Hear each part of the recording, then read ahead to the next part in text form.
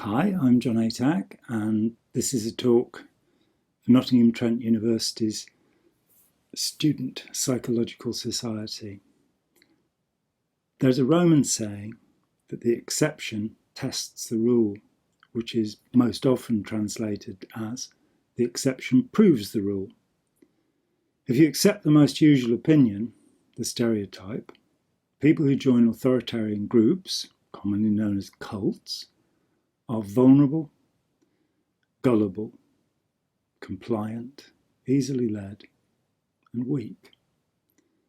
I've met hundreds, perhaps even thousands of people who belong to authoritarian groups and read the accounts of hundreds, perhaps even thousands more. But consider my story and see if it tests the stereotype, the usual opinion. You can decide if I was vulnerable, gullible, compliant, easily led, or weak. When at 19, I read a Ron Hubbard book and decided to join Scientology. I was 11 when I began at the most prestigious, probably the only prestigious school in the county.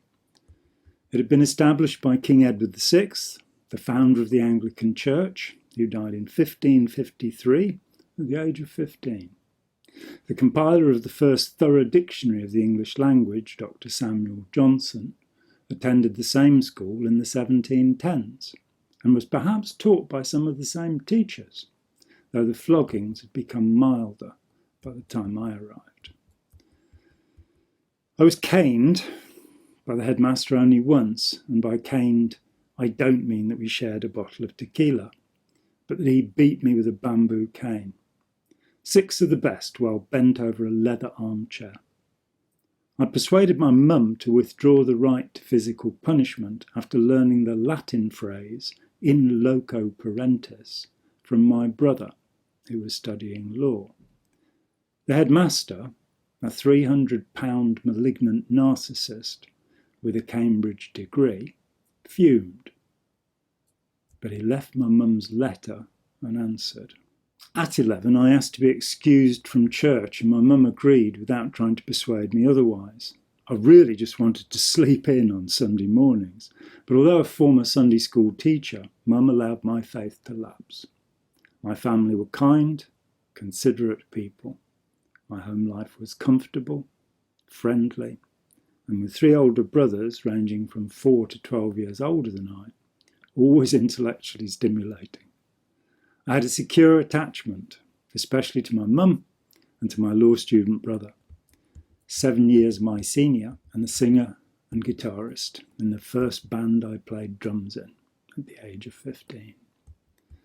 At 13, I ran away with my girlfriend, or rather she ran away with me.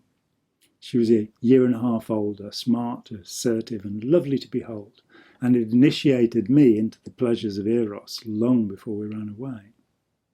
By that time, at 13, I'd been smoking daily for a while and frequently visited pubs. The rules on underage drinking were barely applied in those far-off days.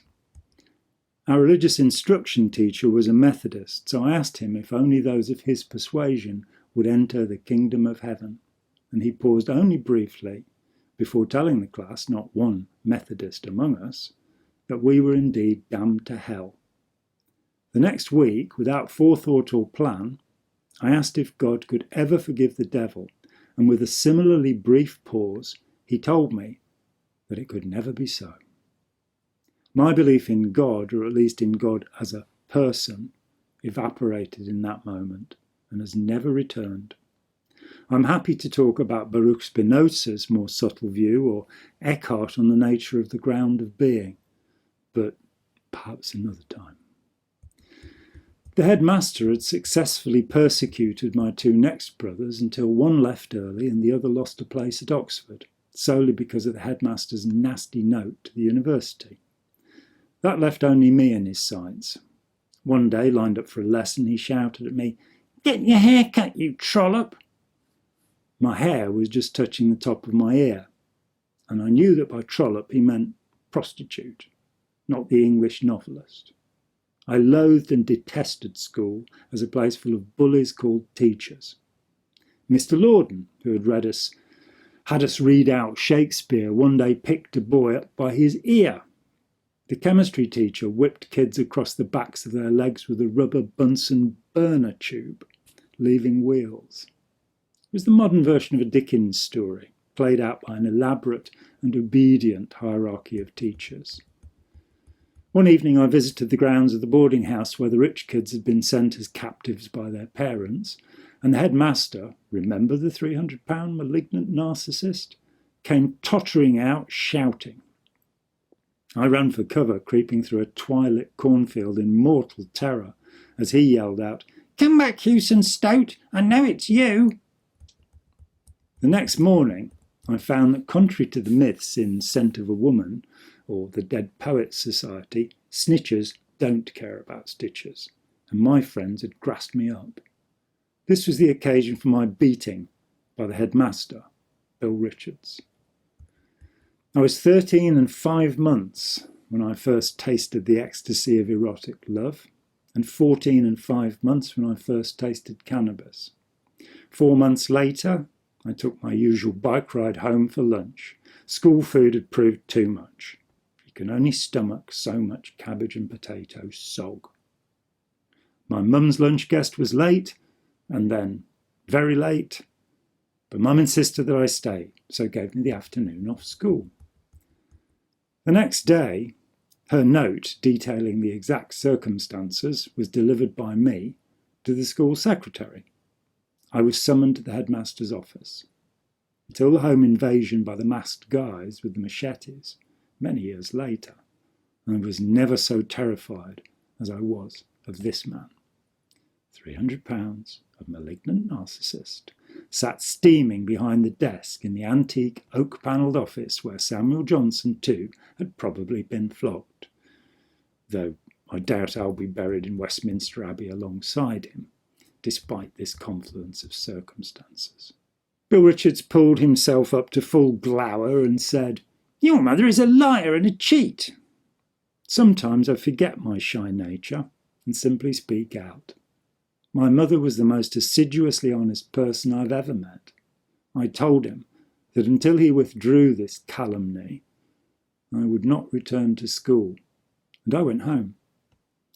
While the local education authority puzzled, I had 11 weeks of reprieve from school. I hitched to festivals, saw Led Zeppelin, Pink Floyd, The Who, Jimi Hendrix, and tens of other bands. I took acid for the first time just after my 15th birthday, and for the last just after my 19th. By the time I arrived at Netherstowe Comprehensive, at the age of 15, my hair was past my shoulders, and when the teachers politely asked me to have it cut, I thought they were joking. After all, they didn't call me a trollop. It was only a year or two after I left that I realised I was the only boy with perhaps 500 in the school who had long hair. I'd gone from the most to one of the least prestigious schools in the county. The teachers assured me that I'd be their first Oxbridge success.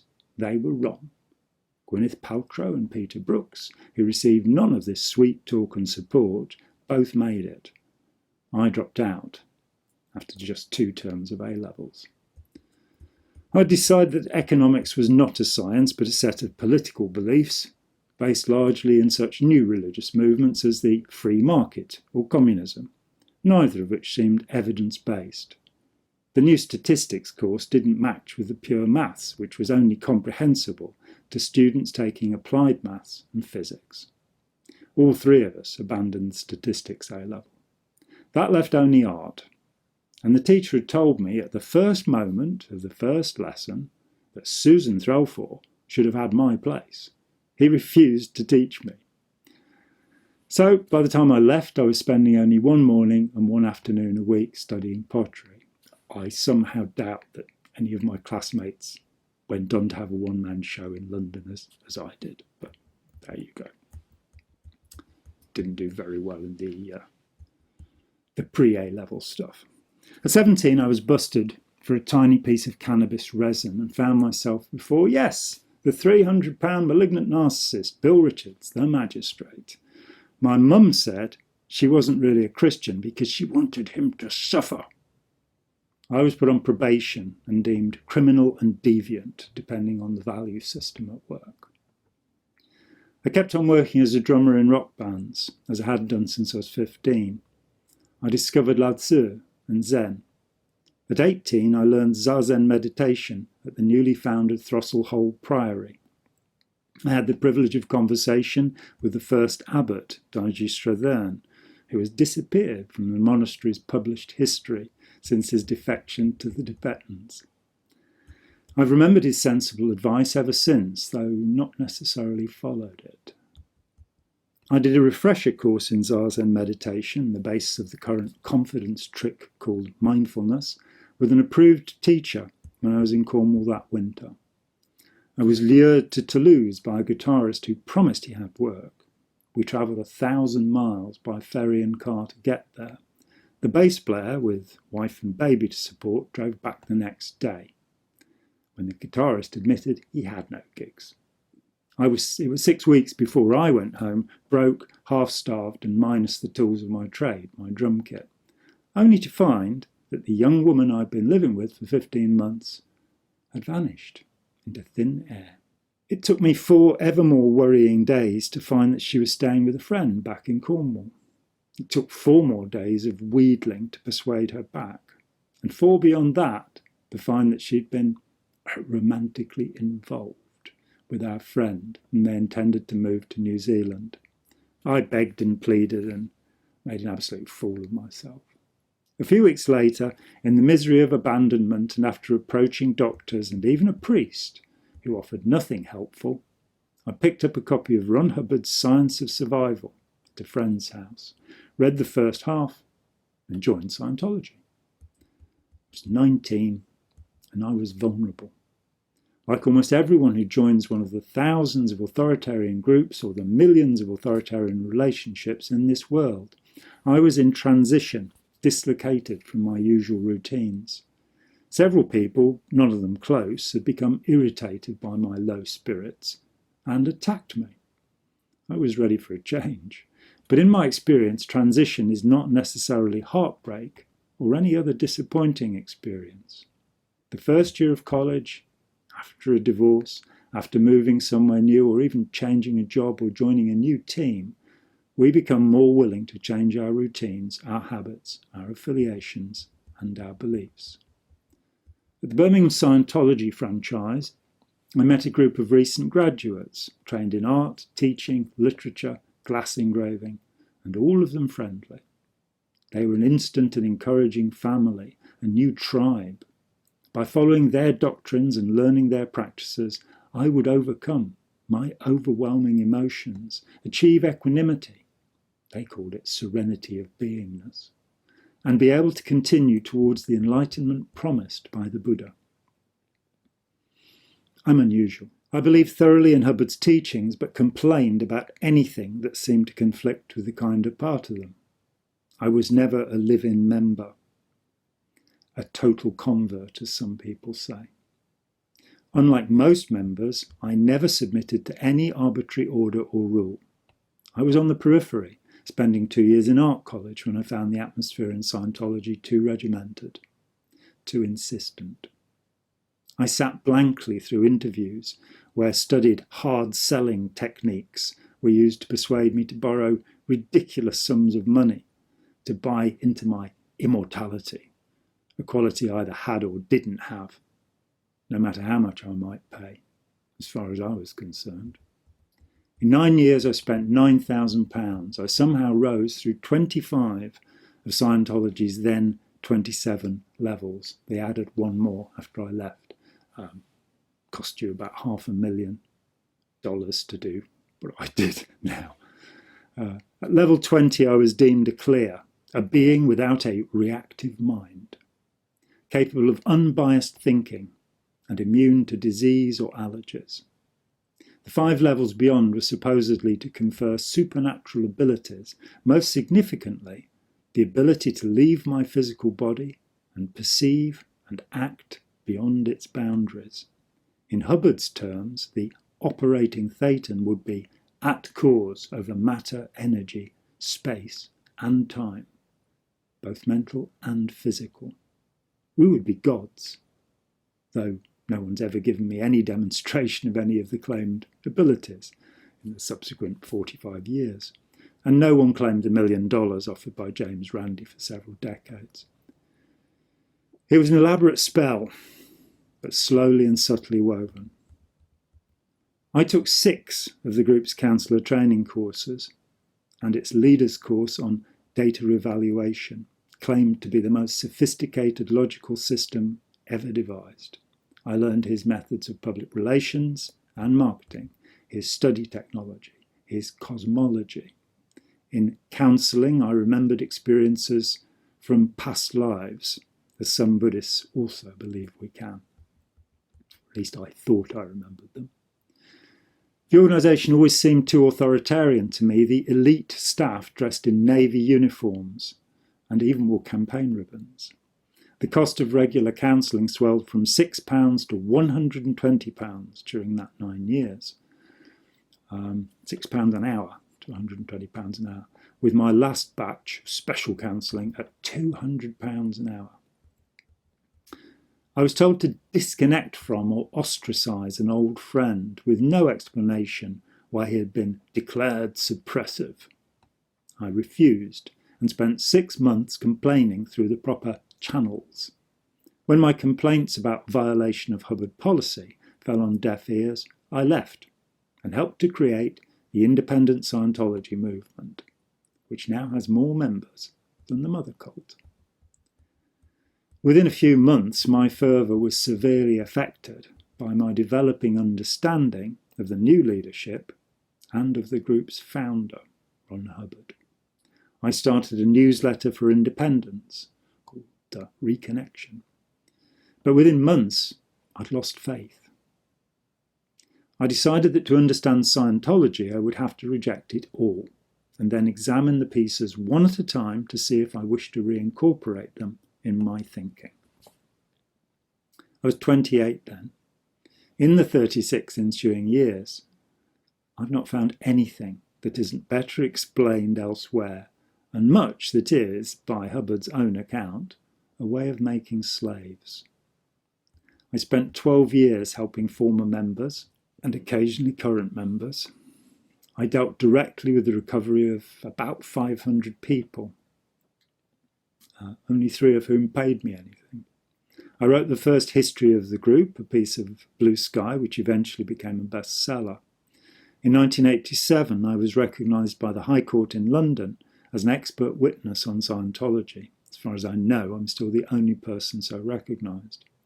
I was consulted on more than 150 court cases around the world and for about 200 media pieces, from BBC Panorama to 9 Network Australia, from the Canadian Broadcasting Corporation to Reader's Digest magazine. Scientology's harassment of critics is notorious. It is the most litigious organisation in the history of litigation. On a single day in 1993, it dropped 3,000 cases in the United States alone. I was drawn into court battles in the US and in England, eventually being wiped out by court costs and losing my 5-bedroom home, which would now have £500,000 in equity.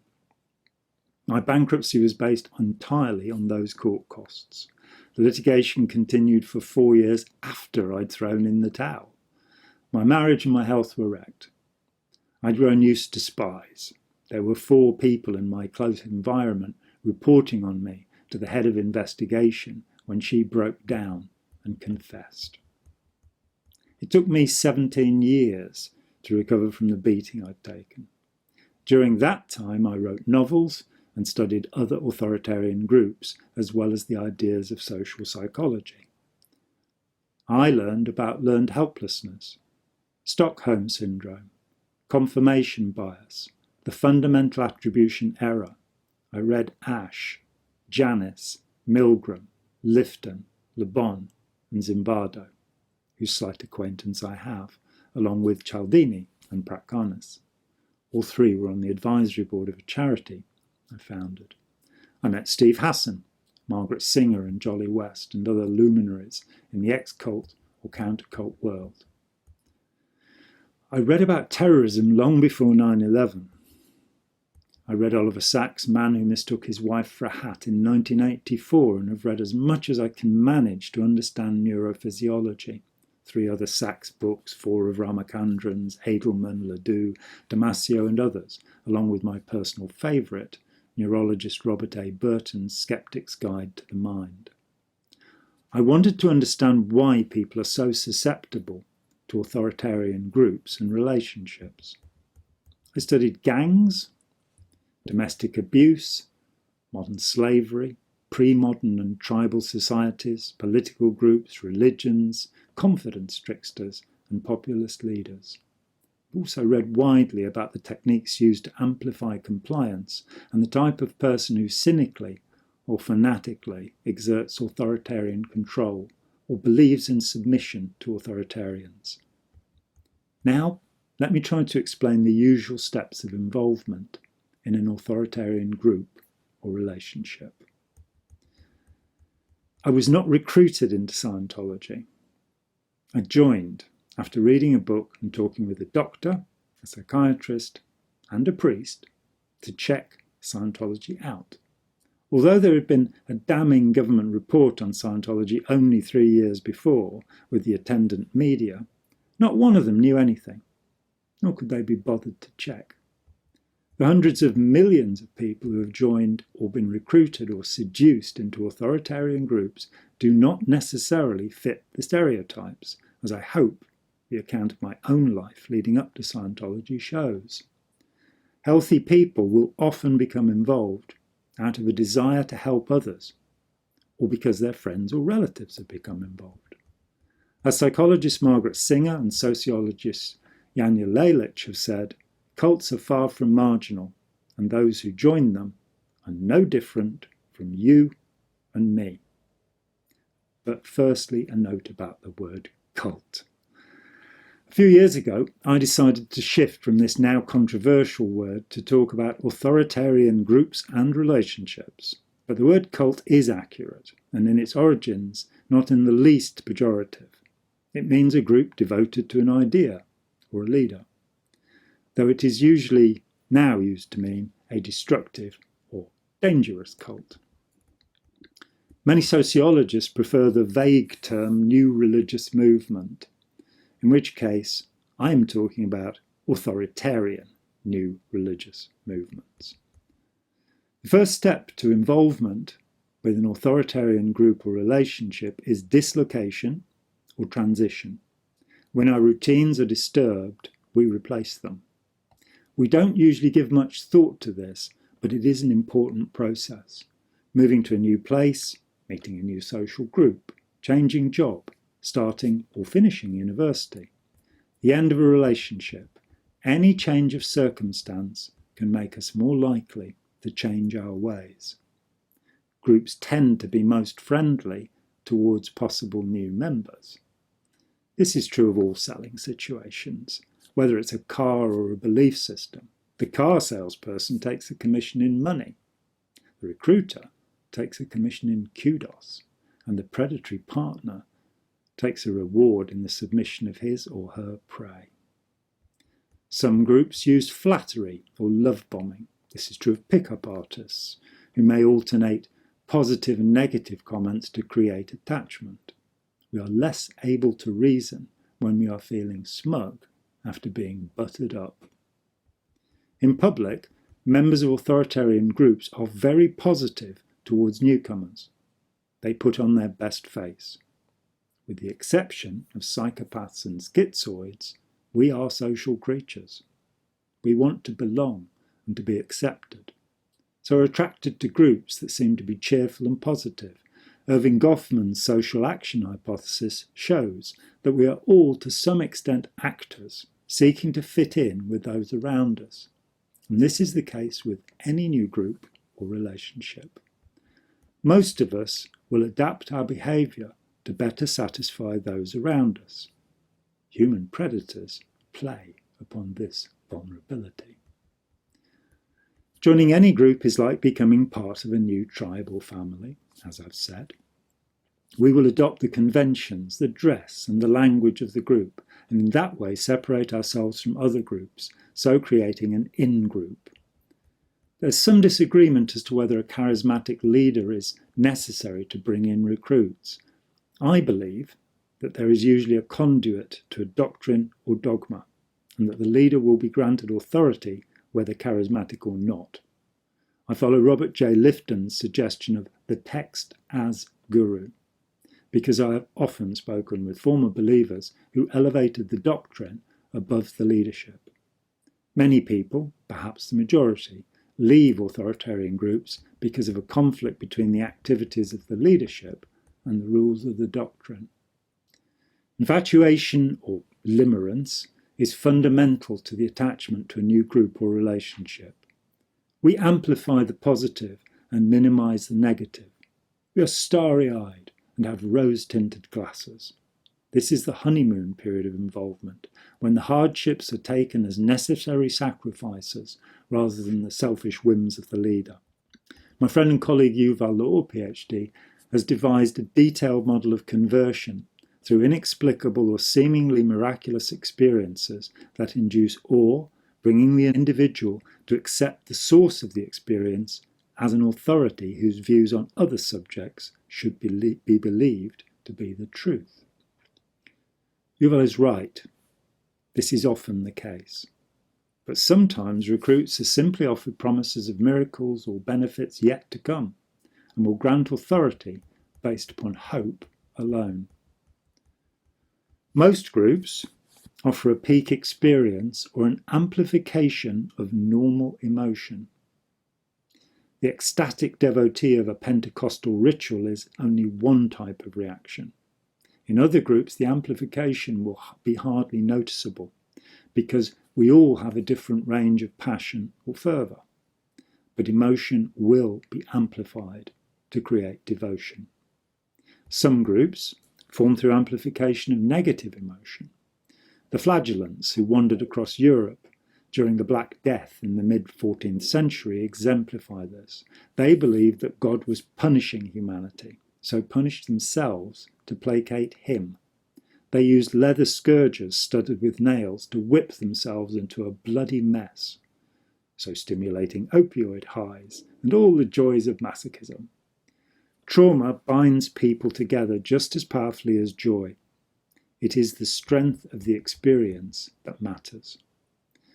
Peak experiences, most often euphoria, are considered transcendent in several models. Ordinary experience is transcended. It is vital to understand just how easy it is to induce peak experiences, especially in those who do not understand the Ganzfeld effect. Sadly, the National Health Service has adopted mindfulness without any significant scientific evidence for its usefulness. Those who are unfamiliar with meditation will usually be surprised that when they fix perception, they hallucinate and will feel euphoria. Even experienced clinical psychologists combine to the idea that something that makes us feel good has done us good. They have only to consider cocaine, Freud's drug of choice, to understand that those dopamine, serotonin, opioid and oxytocin releases do not signify personal development. Good therapy increases the ability to relate to others and to our own life. We become better partners, better parents, better friends through good therapy. In authoritarian therapies, we become ever more dependent on the therapist. Any technique that fixes visual attention will lead to distorted perception. The same is true for time spent in the darkness, when movement will seem to occur, or time in silence, when sounds will be heard. This is probably to do with the mind's feedback system. When no information is available, noise will be generated. This is perhaps because the mind is a predictive rather than a reactive system. We are always trying to find out what will happen next, running simulations in the background while trying our best to perceive what's happening around us. Authoritarian groups will induce euphoria, or sometimes dread, to bind members to the group. We often take the gift of a simple technique as evidence of superior knowledge and then accept ideas without testing them. Many techniques create euphoria. For instance, when he could no longer use LSD on his subjects, Stanislaus Grof developed hyperventilation techniques that caused dizzy, drug-like states. These were eagerly adopted by Rajneesh, the self-styled supreme god or Bhagwan, and used to make his followers feel high. Drumming and dancing, repetitive motions, staring, chanting, fasting, sleep deprivation can all lead to altered states where perception is compromised and euphoria induced. Direct methods of guided imagination are powerful ways of exerting control over a willing subject, and that includes visualizations. Creating confusion will often raise the authority of the confuser, who can then manipulate the imagination in subtle ways. The work of Milton Erickson remains important in this way. William James, the great founding psychologist, spoke of noesis, the sense of certainty that we have about our beliefs. As a teenager, I spent 2 hours talking with a born-again street recruiter. Eventually, he backed away from me, saying, "I don't understand the Bible, but I know it's all true." We're all prone to this irrational admixture of inadequate evidence and fervour. It is very important in the understanding of irrational beliefs and dangerous relationships. Once we have joined a group or relationship, we are susceptible, through the sense of belonging, to commitment and consistency, to the inertia of continuing along the path we have taken, or staying put where we have come to rest, in terms of dogma. We are all susceptible to the sunk cost fallacy, where we will continue to throw good money after bad and keep giving ever larger sums to the Nigerian prince or the Dutch lottery to reap the promised rewards. This is also true for doctrine, unless it is dislodged. In a group, the leader becomes a pseudo-parent. Other members are siblings and will fit into the sibling hierarchy through their time in the group, their closeness to the leader, or their status in the levels of initiation. Yuval Laor points out that the dogma is treated in the same way as a baby. It will be defended at all costs and without acceptance of any criticism. Yes, other people's babies look like Winston Churchill, but mine is unutterably beautiful. How dare you say anything horrid? As a member of an authoritarian group, we feel privileged. In the Gnostic groups that abounded during the first centuries of Christianity, those who had learned the secrets were called the electoi. These elect members were considered superior to the rank and file, who in turn were superior to non-members. Elect members are considered to have special knowledge, special powers, and special skills. Somehow, the special powers always fail to manifest when James Randi is there to watch. The goal of the group is often tied to a passionate belief in salvation, whether that be a future existence in heaven, escape from the wheel of suffering of reincarnation through enlightenment, or a future earthly paradise through the application of political policies. Many have laid down their lives in the struggle for such goals. Failure to fulfill the rules of the group, or dominant member of a relationship, will result in catastrophe. If the Aztecs went for a day without ripping out a fresh heart, then Huitzilopochtli might plunge the world into unending darkness by stealing away the sun. Why take the risk? In many groups, the beliefs are this fervent, and it seems too dangerous not to fulfill them, and most especially the capricious wishes of the leadership. The most tested hypothesis in all of psychology is probably Leon Festinger's cognitive dissonance. When we hear anything that disagrees with our beliefs, our confirmation or my side bias tends to shut it out. We are brilliant at ignoring or minimizing evidence when it fails to support our assumptions. It is as true of psychology graduates as it is of anyone else that they know that advertising works on others, but are confident of their invulnerability. Until we accept the value of humility, this pride will come before many a fall. People leave when they see that the group and its dogma are in conflict. This may be conflict in following the dogma, conflicts within the dogma, or conflicts in the biography of the leadership. The path is often long, and although there are tens of thousands of clinical psychologists in the world, very few seem able to help the millions of former members of authoritarian groups or relationships. Indeed, the methods of psychoanalysis, cognitive behavioural therapy, schema therapy, or eye movement desensitization and reprocessing can often worsen the former member's condition. As with other forms of counselling, those who have had the experience can be more useful. However, the unhealed former member will often cause havoc. The perpetrators in this scenario, the creators of authoritarian groups and relationships, are the antisocial, the super selfish. While we can use the medical language, it remains inexact and should probably only be used by clinicians with diagnostic skills, so I prefer to use the term human predator to psychopath, sociopath, antisocial personality, malignant, vulnerable or grandiose narcissist, borderline or Machiavellian personality. The concept of the malignant narcissist may be the most useful, but it needs to be seen in the context given by the man who invented the term, Erich Fromm, because it is only one of three traits, which he gives in a book called The Heart of Man, published in 1964. I've spoken elsewhere at length about human predators. There is a simple summary of their characteristics on my family YouTube site, John Atack, Family and Friends.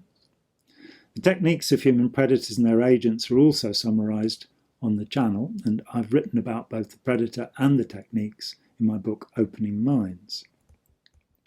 I believe that we should subject all applicants to positions of power to the Hare Psychopathy Checklist Revised and the Empathy Quotient Test. This would include teachers, law enforcement officials, prison officers, care workers, healthcare workers, doctors, priests, counsellors, and most especially mental health professionals and politicians.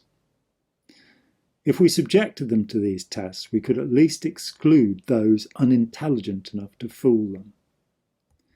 By teaching all school children the skills of intelligent disobedience, as outlined in the book of the same name by my friend and colleague Erich Fromm, and also teaching them about his courageous followership, we could significantly change society. My mission is to encourage as many people as possible to investigate, discuss, fine-tune and spread these ideas, because without them, we will continue to be propagandized into fighting wars, which will in turn prevent us from safeguarding our wonderful environment. The leaders in this educational campaign are psychology students. Thank you for donating your time to me, and I look forward to any comments or questions, to which I'll be happy to respond with another video, or perhaps after the COVID-19 is gone in person. Thanks so much. I'm John Atack.